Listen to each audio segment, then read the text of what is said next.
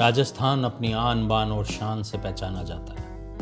वहीं राजस्थान की संस्कृति भी अपने आप में एक मिसाल है। यहाँ का खान पान भी पूरी दुनिया में पहचाना जाता है। इस पहचान की दुनिया में राजस्थान का स्वाद अपनी एक अलग अनुभूति रखता है। जी हाँ, हम बात कर रहे हैं राजस्थान की बेजड़ रोटी की।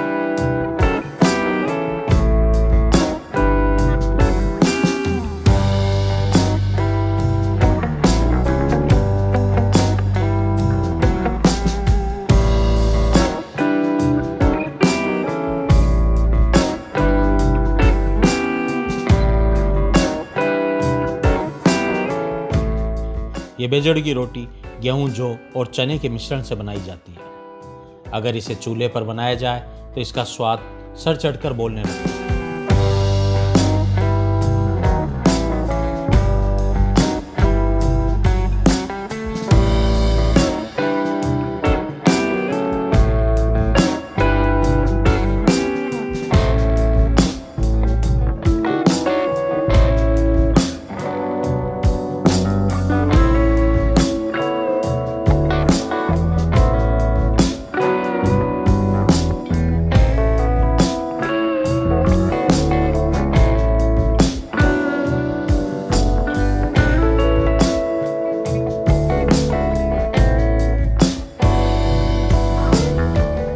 इसके बारे में कहा जाता है कि शुगर और बीपी जैसी बीमारियां भी हावी नहीं हो पाती।